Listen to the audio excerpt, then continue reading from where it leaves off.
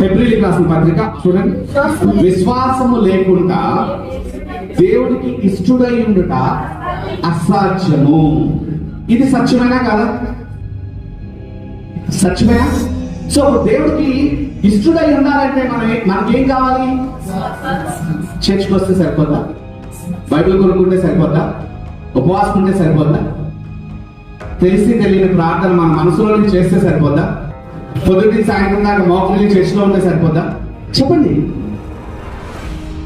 ఎన్ని చేసినా మన హృదయంలో విశ్వాసము లేకపోతే దేవుడికి ఇష్టడుగా ఉండడము అసాధ్యమాట. అంటే ఆల్మోస్ట్ సాధ్యం లేదు, సాధ్యము కాదు. మనం మాట్లాడుకుంటుంది ఏంటి? సత్యం. మనం చాలా జాగ్రత్తగా సత్యాన్ని గ్రహించడానికి ముందుకెళ్తాం.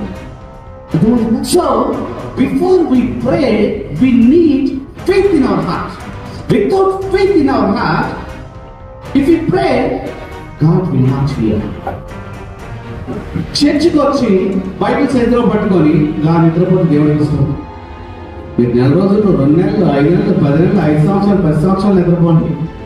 నా బిడ్డ పాప చర్చికి వచ్చి నిద్రపోతున్నాడు, ఇంట్లో నిద్రపోకుండా అని ఇష్టంగా ఫీల్ అవుతాడా దేవుడు?